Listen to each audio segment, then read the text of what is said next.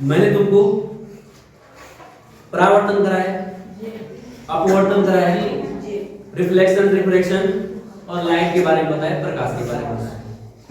आज हम थोड़ा सा आगे बढ़ते हैं, है ना, थोड़ा सा आगे बढ़ते हैं और समझते हैं कि रिफ्लेक्शन लाइट का यूज कहाँ कैसे कैसे होता है। ठीक है, समझ में आ गया? तो देखो, क्योंकि हमने लिखा हुआ है समय को बचाने के लिए और समझना मेन, व्यक्ति के समझ में अगर आ जाए, किसी भी इंसान की समझ में अगर कोई बात आ जाए तो लिखना और वो तो बहुत आसान है ना। तो मेरा उद्देश्य है समझाना, ठीक है बेटा? इसलिए सब बच्चे ध्यान से देखना। देखो, गोलीय दर्पण लिखा है, लिखा है, बहुत बड़ा बोझ नहीं समझना है। गोलीय दर्पण, स्फेरिकल मिरर, क्योंकि इंग्लिश में गोले को बोलते हैं स्फीयर। क्या बोलते हैं? स्फीयर। देखा है? फुटबॉल देखिए, वॉलीबॉल देखिए, छोटी क्रिकेट बॉल देखिए, वो सब इस आकार की होती है। ठीक है, इस आकार की होती है सारी की सारी। अब इसमें क्या होता है? गोलीय दर्पण, दर्पण बोल रहे हैं ना, दर्पण भी आपने सुना होगा, दर्पण भी सुना होगा। दर्पण घर में हम हर दिन हर कोई प्रयोग करता है। कम से कम अपना जो है देखते हैं, क्या? चेहरा या खोपड़ा ठीक है, उसको देखते हैं हम दर्पण में। दर्पण में देखते हैं ना कि कभी गौर से देखना उस दर्पण को, देखना उस दर्पण में एक साइड पे पेंट करा होता है, कोटेड बोलते हैं, कोट करा होता है, तभी तो हमारा प्रतिबिंब में बनता है, उसके अंदर बनता है ना, बनता है ना। और एक साइड जो है, अभी समझाता हूं। तो सबसे पहले समझ लो गोलीय दर्पण किसे कहते हैं कि किसी खोखले गोले को काट कर, देखो मैंने एक लाइन खींच कैसे, इनको यहां से काटा, इसको इधर से काटा, हमारे पास जो ये वाला भाग मिला, एक ही मिला, एक टुकड़ा ये मिला। किसी खोखले गोलीय दर्पण को काटकर हमको क्या मिलते हैं? दर्पण मिलते हैं, है ना। गोलीय किसी कांच का जो गोला होगा, खोखला गोला, उसको काट के हमको क्या मिलते हैं? स्फेरिकल मिरर, गोलीय दर्पण प्राप्त होते हैं। ठीक है, मैंने चित्र बनाया, एक गोला, यहां से काटा, हमको मिलते हैं। तो दो आकृतियां दिखाई दे रही, दो से एक ऐसे मिल रहा है, एक ऐसे मिल रहा है।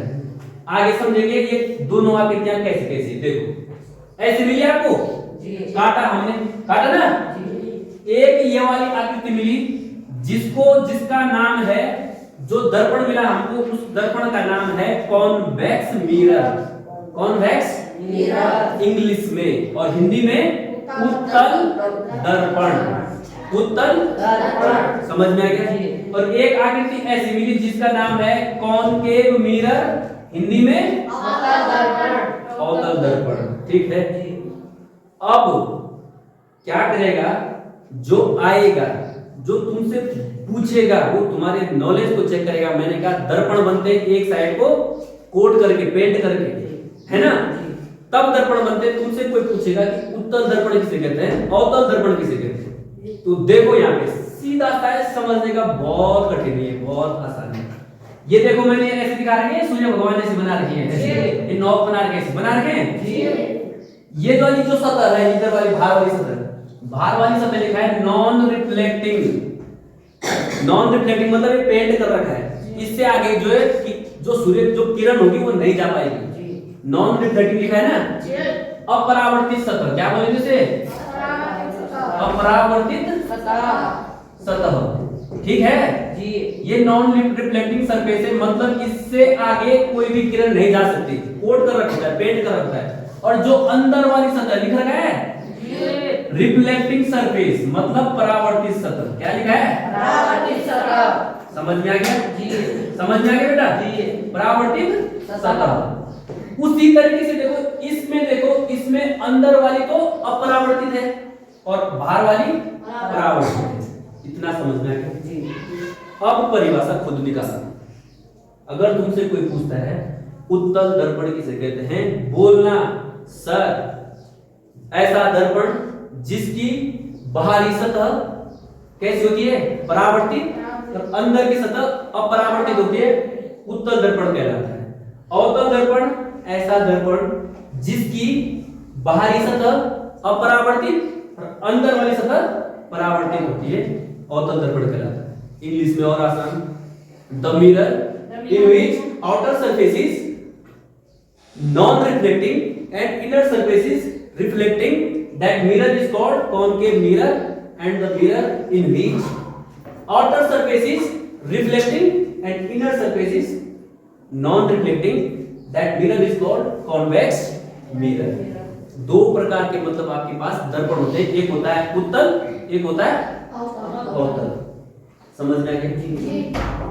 सिर्फ सतह है परावर्तित और अपरावर्तित सतह है ना। अब देखो परावर्तन कैसे कैसे होता है जरा।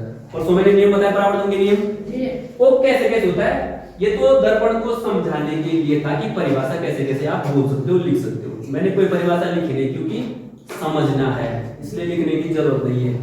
लेकिन कोई पूछेगा दर्पण कितने प्रकार के होते हैं, बोलना दो, एक उत्तल एक अवतल। जिसमें अगर उत्तल पूछता है या अवतल पूछता है तो परावर्तित और अपरावर्तित सतह के आधार पे जवाब दे दो, ठीक है। अब देखो कैसे कैसे आगे देखो।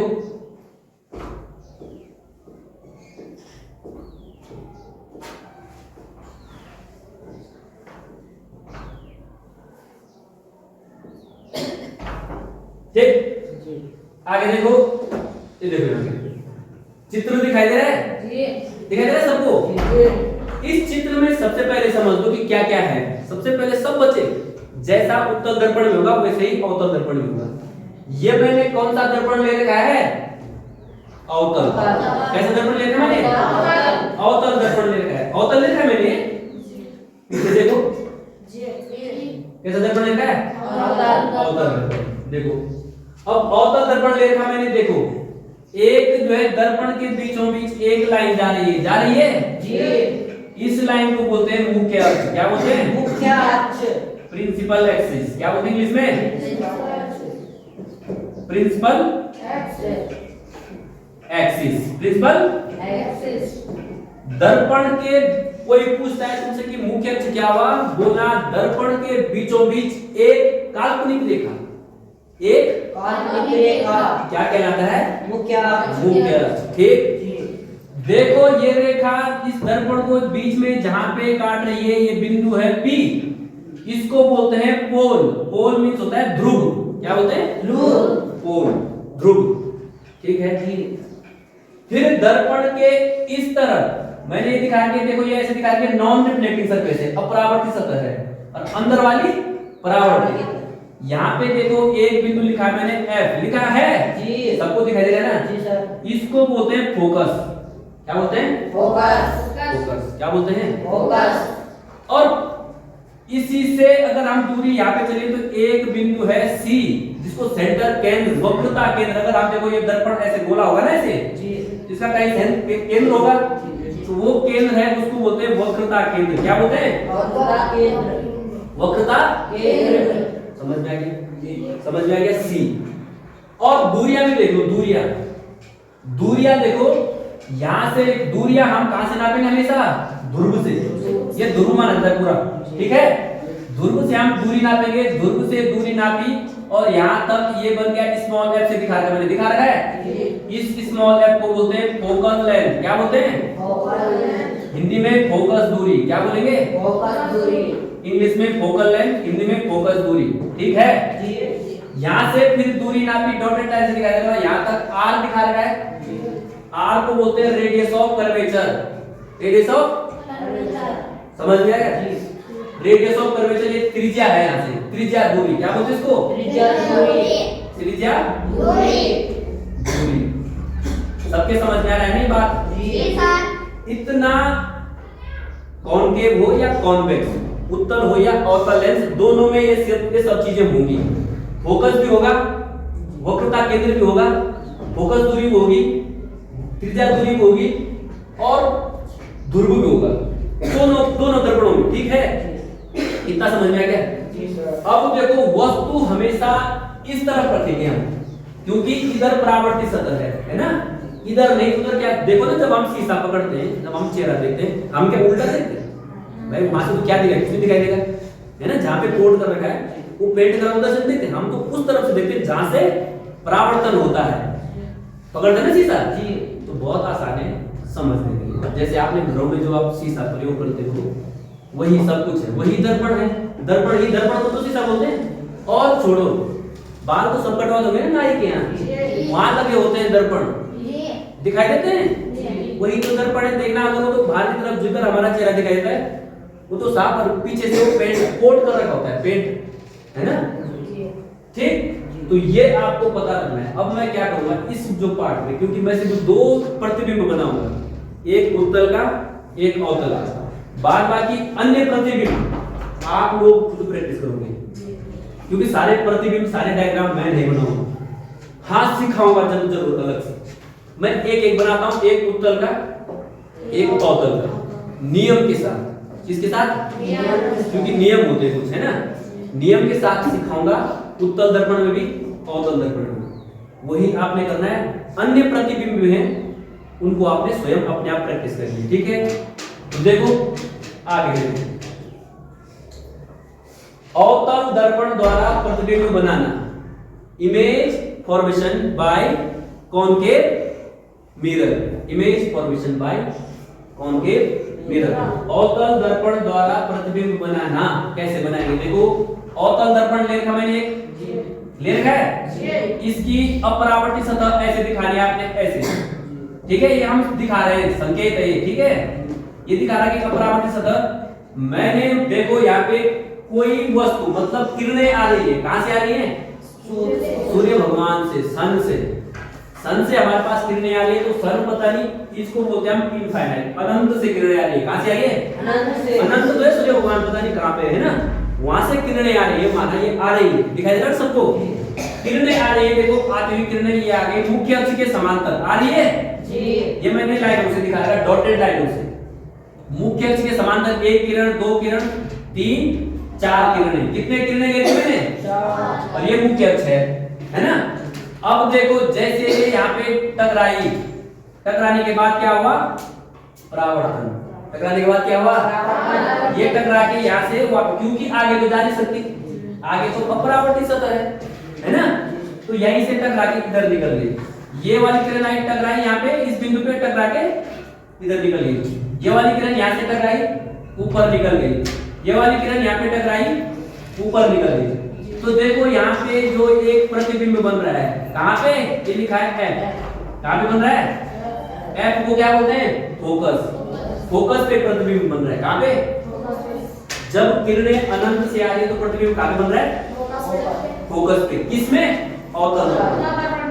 तो पूछा जाता है, तुमसे पूछेगा कि कैरेक्टरिस्टिक बताओ, उस प्रतिबिंब की विशेषता बताओ। क्या बताओ? प्रतिबिंब की कैरेक्टरिस्टिक्स ऑफ इमेज। मैंने कैरेक्टरिस्टिक लिखा है, क्या क्या कैसी बनेगी वो इमेज? वो इमेज रियल होगी। रियल मतलब होता है वास्तविक। कैसी होगी वो? वास्तविक होगी। समझ में आ गया? दूसरी इन्वर्टेड। इन्वर्टेड मतलब होता है उल्टी, उल्टी बनेगी। कैसे बनेगी? उल्टी बनेगी, ठीक है। और तीसरा हाईली डिमिनिश्ड, बहुत छोटी, बहुत छोटी। हाईली डिमिनिश्ड का अर्थ क्या होता है? बहुत छोटी, बहुत ही छोटी, ठीक है। और चौथा क्या है? पॉइंट साइज, मतलब सिर्फ बिंदु आकार। किस आकार का? बिंदु आकार। हिंदी और इंग्लिश में मैंने बता दिया, बिंदु के आकार की इमेज बनेगी, जो प्रतिबिंब बनेगा बिंदु आकार। बन रहा है ना? मैंने थोड़ा सा बड़ा दिखा रहा है, समझाने के लिए, दिखाने के लिए, बड़ा इस प्रकार की इमेज बनेगी। समझ में आ गया? समझ में आया इतना? ये किसमें है? अवतल दर्पण में। जब किरणें कहां से आ रही है? अनंत से, इनफाइनाइट, अनंत से, ठीक है। अन्य प्रतिबिंब भी बने, जब वस्तु हम रखेंगे यहाँ पे, यहाँ पे, यहाँ पे, ये अलग अलग है, कम से कम 5 आकृतियां और बनेगी इस दर्पण में, लेकिन वो आप स्वयं करोगे, मैं यहाँ नहीं बनाऊंगा, ठीक है। मुझे खाली समझाना है। एक अवतल में और एक उत्तल में। देखो उत्तल दर्पण में, देखो उत्तल दर्पण में इमेज फॉर्मेशन, प्रतिबिंब बनाना कैसे बनेगा? देखो उत्तल दर्पण लिया है, इसकी अंदर की सतह अपरावर्तित, बाहर की परावर्तित। देखो किरणें कहां से आ रही है? अनंत से। कहां से आ रही है? अनंत कहां है? अनंत कहां है? सूर्य भगवान से किरणें आ रही है ना? जी सर। अब यहाँ पे टकराई, टकराने के बाद सीधे वापस इधर चली गई, परावर्तन हुआ ना? टकराने के बाद परावर्तन हुआ, ये आ गई इधर, आई जी, ये परावर्तन हो गया इधर आ गई। लेकिन अगर आप आभास करोगे, अगर आप देखोगे तो ये देखो ये पीछे अगर इनको बोले तो ये भी ये यहाँ पे कहाँ पे ये फोकस पे जाके प्रतीक नजर आता है, क्योंकि इसका फोकस उधर की तरफ है, इसका केंद्र उधर की तरफ है, गोला है ना, तो ये फोकस पे पीछे मतलब दर्पण के पीछे, बिहाइंड द मिरर, ठीक है। तो इसकी भी विशेषता है, इसकी विशेषता क्या क्या है देखो, कहाँ पे बनेगी, फोकस, इसमें भी फोकस पे प्रतिबिंब बनेगा, वो प्रतिबिंब दर्पण के पीछे, दर्पण के पीछे, behind the mirror, behind the mirror. और कैसी बनेगी, वर्चुअल, वर्चुअल का क्या होता है, वर्चुअल मतलब काल्पनिक, वर्चुअल का मतलब क्या है, काल्पनिक, काल्पनिक है ना, कल्पना कर रहे हैं हम। और इरेक्ट, इरेक्ट मतलब सीधी, सीधी बनेगी और काल्पनिक बनेगी और पॉइंट साइज बनेगी, बिंदु आकार, किस आकार की, बिंदु आकार की प्रतिबिंब बनेगा, ठीक है, समझ में आ गया। फोकस विशेषता क्या है, फोकस पे बनेगी, दर्पण के ठीक पीछे, काल्पनिक, सीधी और बिंदु आकार की, ये इसकी विशेषता है। ये किसमें, उत्तल दर्पण, किसमें, उत्तल दर्पण, कॉन्वेक्स मिरर में, ठीक है। अब कॉनकेव मिरर के अन्य 5 और बनते हैं प्रतिबिंब, है ना, वो अन्य 5 मैं तुम्हारे पे छोड़ता हूँ, कक्षा 10 पर्टिकुलर समझा दूंगा जिस बच्चे को पूछना होगा, लेकिन तुमने वो चित्र स्वयं बनाने, ठीक है। मेरा उद्देश्य आज का जो था, आज का जो टॉपिक था वो था कि दर्पणों को समझाना, किस प्रकार जो है दर्पण होते हैं, कैसे बनते हैं, गोले को काट के बनते हैं और कैसे कैसे इनमें प्रतिबिंब बनता है, ठीक है। इतना ही था, ये छोटे छोटे टॉपिक लेके चलेंगे हम आगे और इस तरीके से हम भौतिक विज्ञान को पूरा करेंगे, ठीक है। समय का जो है विशेष ध्यान रखेंगे, क्योंकि कम समय में अधिक से अधिक हमको मिलना चाहिए, यही मेरा मेन उद्देश्य है, ठीक है। तो यही है आज के लिए, इतना ही, ठीक है जी, तो धन्यवाद, शुभ दिन आज।